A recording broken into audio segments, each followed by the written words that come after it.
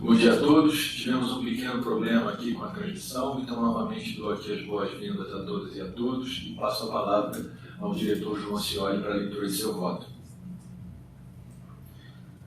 Presidente, obrigado. Eu vou retomar do início para ficar mais concatenado. Obrigado. E eu só vou repetir que, além do que eu vou ler aqui, tem a parte inicial, que é uma consideração sobre a acusação do suposto abuso do poder de controle por criação e manutenção de uma estrutura. E aqui eu vou me ater às divergências em relação a três grupos, né? Embora dois grupos tenham só acusado.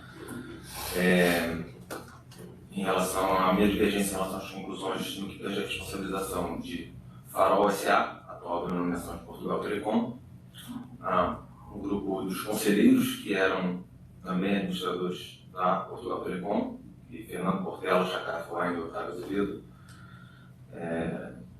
eles estão sendo acusados por infração ao artigo 153, né? Não falharam em sua diligência ao deixar de alertar a UI para os riscos da Portugal Telecom. E a própria Portugal Telecom sendo acusada por infração ao artigo 116, né, da lei da SA, ela teria falhado seu dever de lealdade ao não informar na ocasião do aumento de capital sobre os investimentos também ligados ao investimento em Forte, que era também decorrente daquela concentração de liquidez do grupo do Espírito Santo. E o terceiro grupo também de um só, que é o Bairro Montijo, também acusado pela diligência. Com considerações gerais aplicadas a toda a fundamentação que é comum a esses grupos de acusados, as conclusões a que o relator chega sobre a reprovabilidade da conduta desses acusados apoiam-se nas seguintes premissas de fato, né? A exposição da Portugal Telecom, a ASI, pela aplicação financeira de 750 milhões de euros. Então, o poder do CFO da Portugal Telecom, que podia movimentar seus valores sem autorização prévia do Comitê de Auditoria e do Conselho de Administração. Em linha com a acusação, o voto do relator considera esses dois pontos como fatores de risco. Esse é o ponto-chave de toda a fundamentação que me convenceu. Os fatores de risco para a integridade dos ativos a serem vertidos na Oi, no aumento de capital inserido na operação societária, pois a exposição financeira seria excessiva, né? Está muito concentrado no Espírito Santo. E a alçada do CFO representaria uma falta de controles adequados para a gestão dos excedentes de tesouraria, né? Então não seria um cenário em que problemas poderiam acontecer. Tais riscos terminaram por se concretizar na transferência dos valores para o investimento em Forte, posteriormente inadimplido. Minha divergência quanto aos entendimentos do relator, em questão nessa parte geral, não é jurídica, mas é de avaliação dos fatos. Nesse sentido, embora trate mais detidamente na subseção respectiva, eu concordo que a Portugal Telecom deve sim ter sua conduta avaliada sob o critério do dever de lealdade. Isso foi trazido pela defesa, né, uma questão de não estava praticando um ato de controle, não cabe dever de controle nessa ocasião, mas o voto do relator foi muito bem uma exposição de que esse dever estaria presente sim naquela ocasião. E também concordo que os conselheiros teriam sim o dever de alertar hoje sobre riscos conhecidos. E também existe a discussão sobre não pode trazer um dever de algo que ele não é intrínseco à posição dele. Então concordo que havia os deveres. O que entendo de maneira diversa sobre os fatos é o seguinte: mesmo que consideremos que os acusados tinham consciência dos enunciados 1 e 2 acima, ou seja, aplicação financeira e governança, não havia razão para considerá-los fatores de risco à época das operações. Ou seja, não havia por que achar que era uma concentração excessiva e não havia por que achar que o poder do CFO era uma falta de controles adequados. Parece-me irreal supor que tais fatores pudessem chamar a atenção como riscos naquela época. Como evidência disso, apontam que os auditores independentes, o Comitê de Auditoria da Sociedade e mesmo o órgão regulador português não os identificaram. É preciso ter em mente o que era o Banco Espírito Santo, chegou a ser o maior banco privado de Portugal. Uma aplicação financeira no Grupo Espírito Santo pareceria a qualquer um em Portugal algo tão arriscado quanto uma aplicação financeira no Bradesco pareceria a brasileiros. Tratar como risco uma das causas de um evento complexo, por mais que tenha sido determinante para a sua ocorrência, é extremamente delicado. Certamente não é impossível. As aplicações da Portugal Telecom poderiam estar todas diversificadas, por assim dizer, entre alguns fundos de investimento de perfil extremamente agressivo. E julgar essa política como arriscada depois do fato não dependeria de viés de retrovisor. Seria análogo a como olhar para um acidente de trânsito já ocorrido e dizer que o motorista foi negligente por estar enviando mensagens de texto enquanto dirigia. Já a exposição ao Grupo Espírito Santo, não questionada por auditores independentes, comitê de auditoria ou mesmo órgão regulador, me parece estar mais para o rompimento de um cabo no sistema de freios num carro novo com revisões frequentes. Causou o evento? Sim. Se tivesse sido corrigido, teria evitado o evento? Sim. Era possível corrigir? Sim. Mas a pergunta-chave é: havia razão para desconfiar do mau funcionamento? A história mostra como são traumáticas as crises bancárias, e isso está diretamente ligado à confiabilidade transmitida pelo sistema bancário. Se fossem previsíveis, não gerariam as crises, e vem justamente da noção de segurança e confiabilidade que levam tantas partes a depender daquilo com certeza. Daí os relatos dos defendentes, os conselheiros especialmente, no sentido de que aquelas aplicações eram como dinheiro, era disponibilidade de caixa. Foi só após o estouro do escândalo Rio Forte e as várias auditorias que se seguiram, algumas anexadas aos autos, como a da Price e da própria Portugal Telecom, que passou a fazer sentido ver como excessiva ou mesmo elevada a posição financeira ao Grupo Espírito Santo. Foi só nessa ocasião também que se fez o juízo da ausência de controles adequados para a gestão da tesouraria da sociedade. Somente após essas auditorias, a CMVM determinou a Portugal Telecom que procedesse à publicação de um comunicado ao mercado, esclarecendo os erros constantes das notas 24 e 41, 13, 45.1.3 das demonstrações financeiras de 31 de dezembro de 2013. Ou, em outras palavras, informando que a aplicação financeira de 750 milhões de euros, divulgada na primeira nota, consistia em títulos emitidos pela ESI, e que a sociedade não praticava a política de diversificação de investimentos erroneamente informada na segunda nota. As deficiências informacionais dessas notas não foram identificadas pelos auditores independentes daquelas demonstrações. E não vejo como exigir que tivessem sido pelos acusados conselheiros, que, ademais, pelo que está nos autos, não sofreram qualquer sanção do órgão regulador português por deixar de identificar e denunciar os erros da administração da Portugal Telecom. Considerações específicas mais voltadas a Portugal Telecom. A conduta da Portugal Telecom que se questiona é a omissão em reportar a realização e renovação dos respectivos problemas, né, dos títulos de emissão do Grupo Espírito Santo e Rio Forte no âmbito do aumento de capital da Oi. Consta do voto do relator o seguinte trecho. A defesa também argumenta que a omissão em informar os acionistas sobre os riscos envolvidos no investimento em Rio Forte teria se dado por falha no dever de diligência de seus administradores.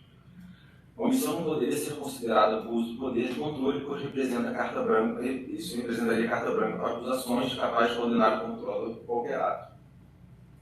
A acusação, e aí segue o voto do relator ainda em resposta, né, a isso, confirmando que a acusação reconhece que a Portugal Telecom, enquanto instituição, não teve conhecimento da existência do investimento em Rio Forte, que teria sido ocultado da sociedade e de todas as instituições atuando no aumento do capital e na oferta pública global por alguns de seus administradores. O relator afasta, então, a argumentação da Portugal Telecom sob o argumento de que a empresa teria sido responsável pelas falhas que ocasionaram o investimento em Forte ao manter essa governança falha, diz o item 289 de seu voto. A conclusão que cheguei, já consignada anteriormente neste voto, é que essa estrutura de governança que permitiu que o investimento em Forte fosse realizado, ela estava institucionalizada na Portugal Telecom muitos anos antes da realização do investimento em Forte, sem qualquer contestação por parte de seus órgãos sociais, ao menos segundo os autos. não podem ser aceitas. Assim, as alegações de que a própria sociedade não teria qualquer responsabilidade contra as falhas havidas na prestação de informações sobre os títulos, quanto da oferta pública global. Em que volto para o texto do voto. Essa argumentação me parece similar àquela feita pela acusação que o próprio relator corretamente afasta, que constitui a acusação por abuso no poder de controle por criação e manutenção de estrutura apta ao cometimento de abusos. Se não podemos responsabilizar alguém por manter uma estrutura permissível de abusos, mas somente pelos abusos concretamente verificados, a mesma lógica deve ser seguida neste ponto. A própria acusação reconhece que a Portugal Telecom desconhecia os investimentos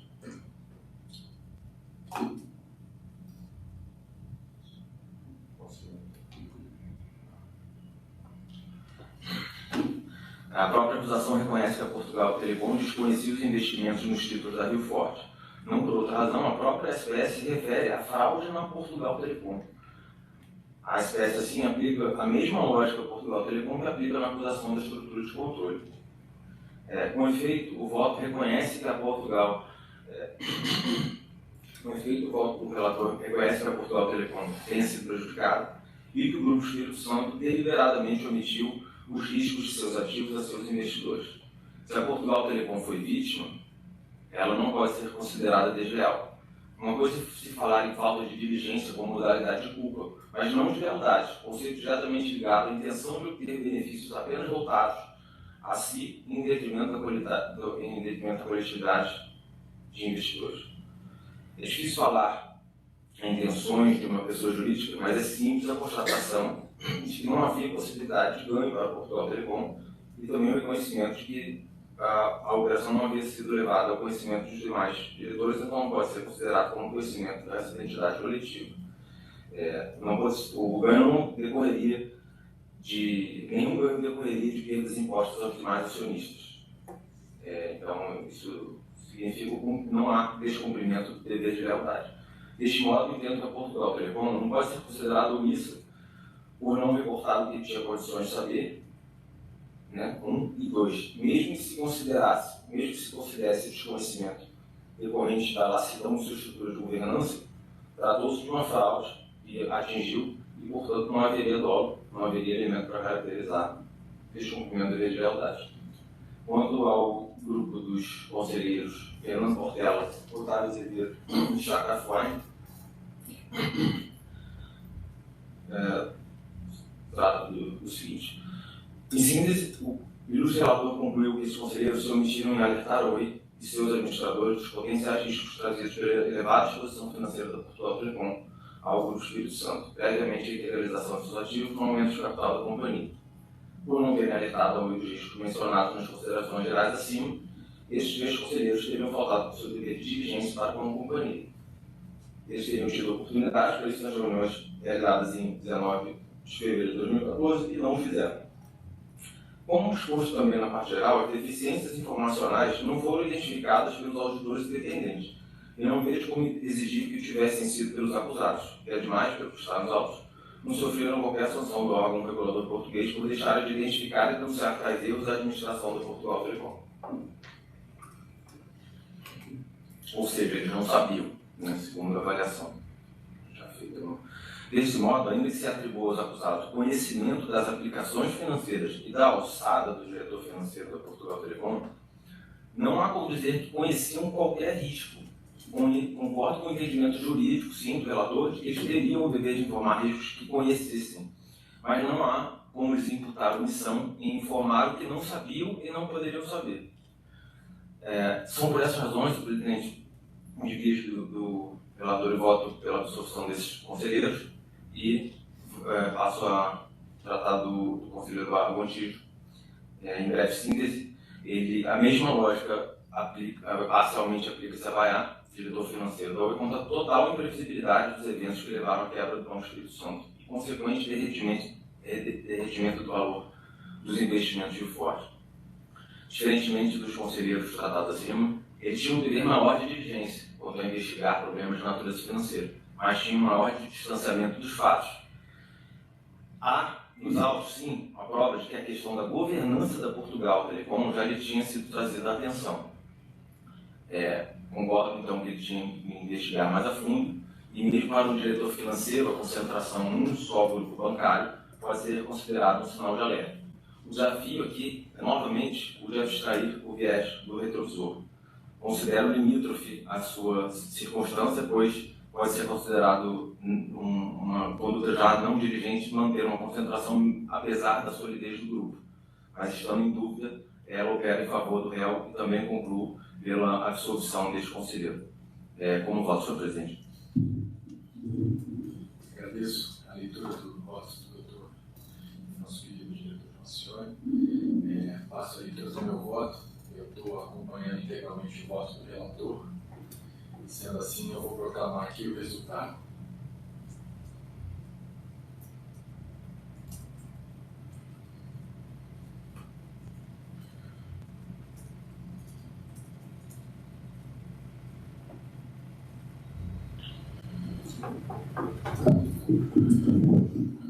Zeinal Pava, na qualidade de diretor-presidente da OE à época dos fatos, foi condenado por infração ao artigo 155, inciso 2, por se omitir na verificação e acompanhamento dos ativos PT e das aplicações financeiras, e também em alertar a companhia sobre os riscos envolvidos nas aplicações, sendo-lhe aplicada agora uma penalidade pecuniária de R$ 500 mil.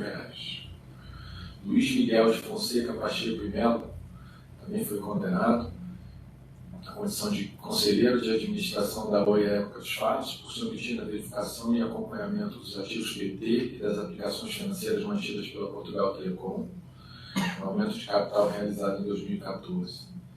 Também em alertar a companhia sobre os riscos envolvidos nessas aplicações e sobre a realização do investimento reforte, sendo-lhe atribuída uma penalidade de R$ 500 mil. Baiar Gontijo, a qualidade de diretor financeiro da OE à época dos fatos, está sendo punido por se omitir na verificação do acompanhamento dos ativos PT e das aplicações financeiras mantidas pela Portugal Telecom, no aumento de capital realizado em 2014, e em alertar a companhia sobre os riscos envolvidos nas aplicações, sendo aplicada uma penalidade de multa pecuniária no valor de R$ 400 mil. Fernando Magalhães Portela também está sendo igualmente condenado na qualidade de conselheiro de administração da OE à época dos fatos, por se omitir na verificação e acompanhamento dos ativos PT e das aplicações financeiras mantidas pela Portugal Telecom vertidas na companhia, e em alertar a companhia sobre os riscos envolvidos nas aplicações, sendo-lhe aplicada uma penalidade de multa pecuniária de R$ 300 mil.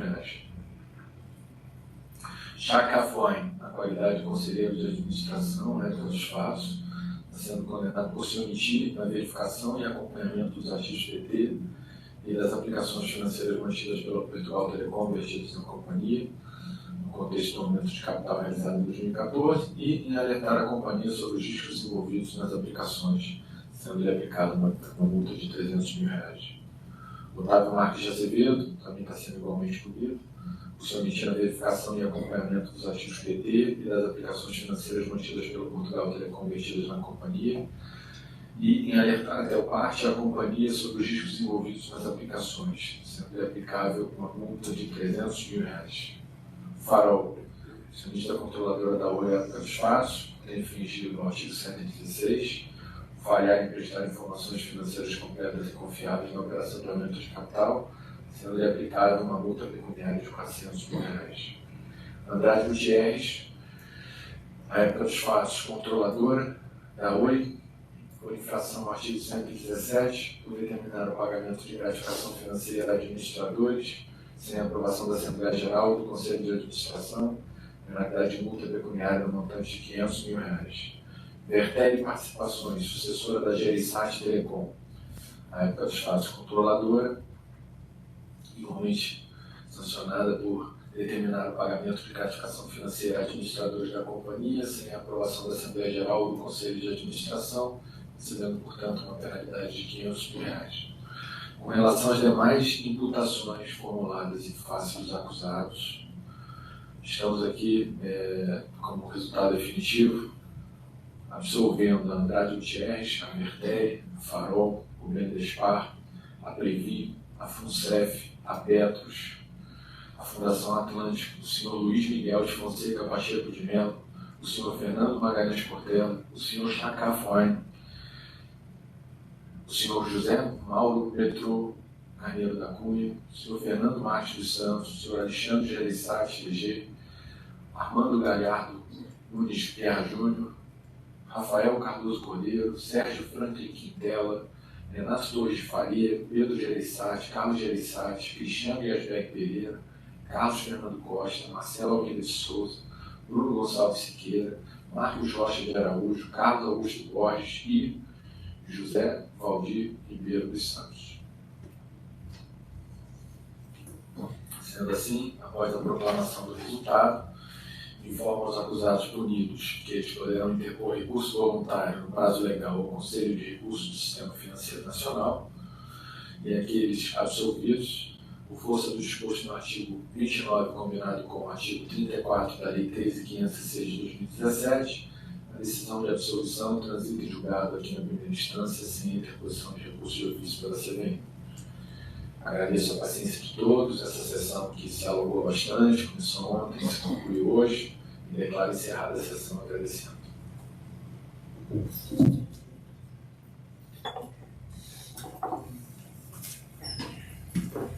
Tchau.